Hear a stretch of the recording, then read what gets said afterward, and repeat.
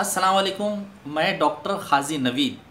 आज हम उर्दू की एक मशहूर व मकबूल सिन्फ गज़ल के बारे में बात करेंगे, लेकिन उससे कबल एक दरख्वास्त कि आप इस वीडियो को लाइक कीजिए, शेयर कीजिए, सब्सक्राइब कीजिए और बेल आइकन को प्रेस कीजिए ताकि उर्दू अदब के मुताल्लिक़ जो नए वीडियोज़ हमारे आए उसकी इत्तला आपको मिल सके।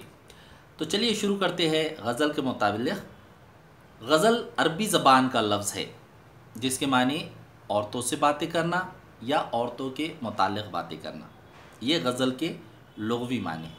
इस्तिलाह में गज़ल शायरी की एक अहम सिन्फ़ है जो एक मख़सूस तरीक़े से लिखी जाती है। मख़सूस तरीक़ा क्या है? उसके अज्ज़ाए तरकीबी हैं, 3 अज्ज़ाए तरकीबी जो अहम हैं: ख़ाफ़िया, रदीफ़ और बहर। ख़ाफ़िया गज़ल में बुनियादी चीज़ होती है। ख़ाफ़िया के मानी पीछे पीछे चलने के हैं। हम आवाज़ अल्फाज को ख़ाफ़िया कहते हैं, मसलन गुल, बुलबुल, सुम्बुल, काकुल वग़ैरह, या मंजिल, साहिल, दिल, बिस्मिल वग़ैरह।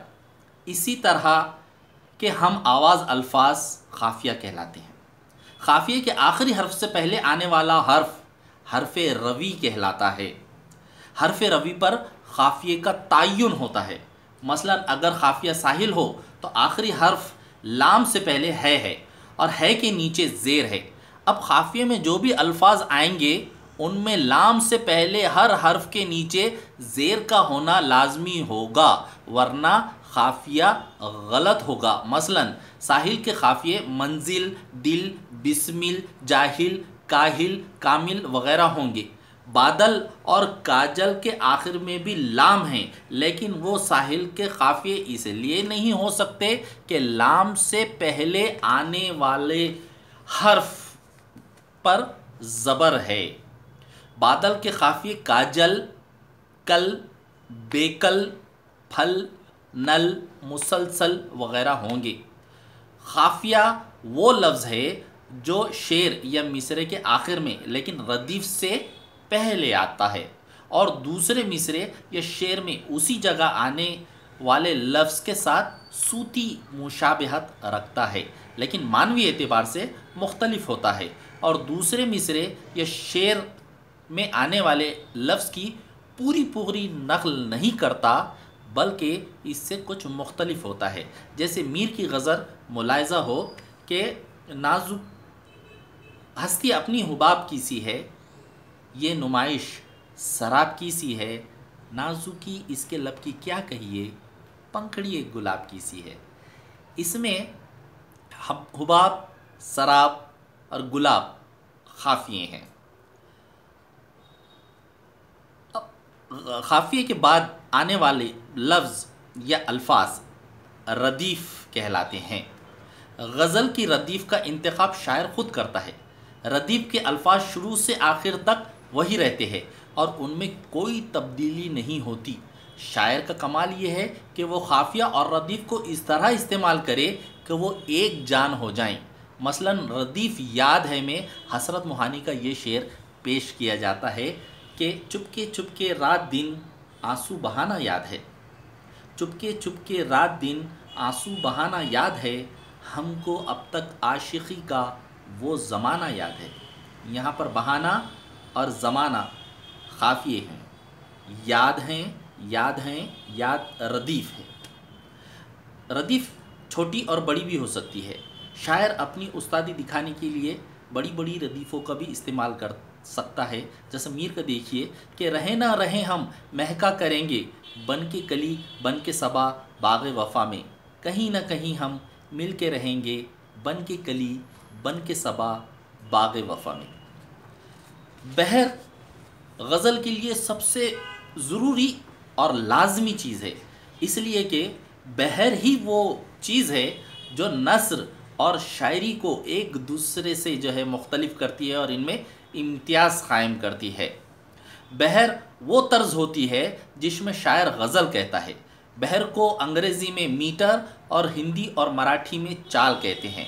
बहर छोटी बड़ी हो सकती है, इसलिए बाज़ अशार बहुत छोटे मालूम होते हैं। मसलन इधर रह गई या उधर रह गई, वफ़ा की शिकायत मगर रह गई, रिंद जन्नत में जा भी चुके, वाइज़ मोहतरम रह गए।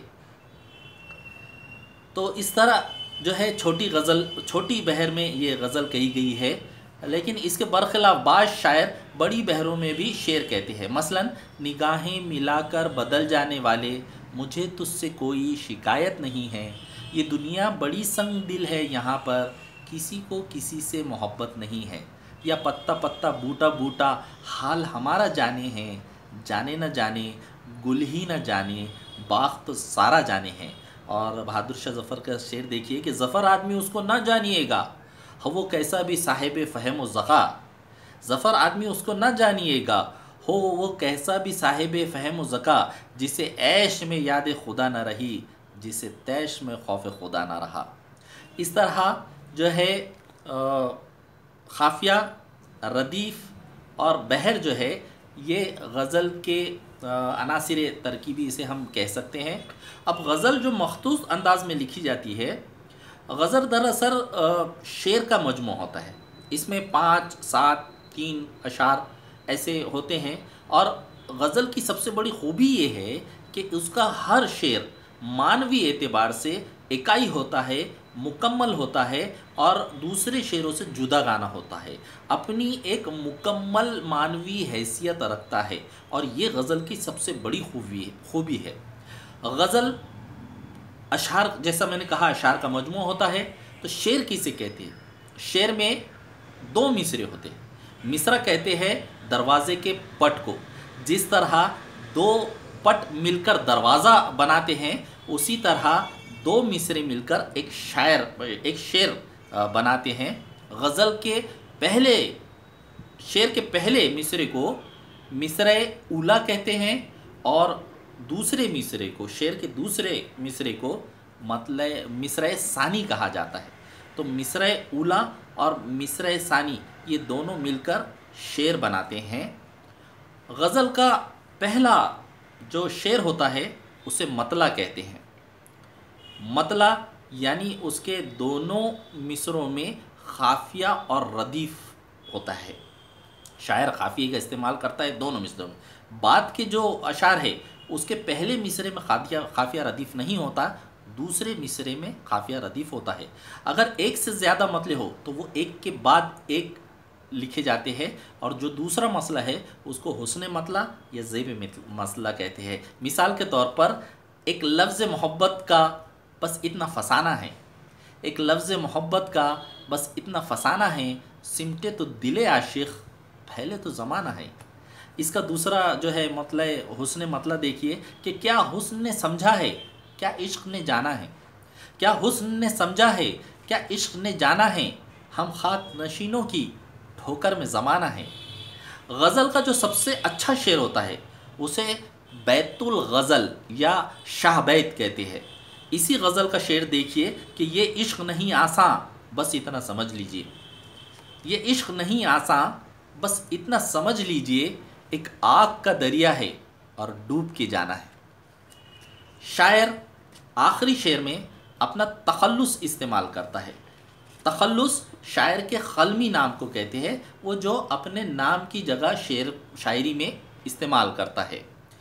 तो गज़ल का आखिरी शेर मख्ता होता है। तखल्लुस का इस्तेमाल शायर के छोटे बड़े क़लमी नाम हो सकते हैं जो 3 हर्फ का होता है, 5 हर्फ का होता है। यानी काबा किस मुँह से जाओगे गालिब, शर्म तुमको मगर नहीं आती, बड़े सलीक़े से मेरी निभी मोहब्बत में तमाम उम्र मैं नाकामियों से काम लिया। मीर का शेर है, इसमें तखल्लुस नहीं है, लेकिन पहले शेर में जो है गालिब ने अपना तखल्लुस का इस्तेमाल किया है। जो तखल्लुस का जो आखिरी शेर होता है अपना तखल्लुस इस्तेमाल करता है उसे मख्ता कहते हैं। मख्ता यानी ख़ता होने की जगह, मतला यानी इब्तिदा होने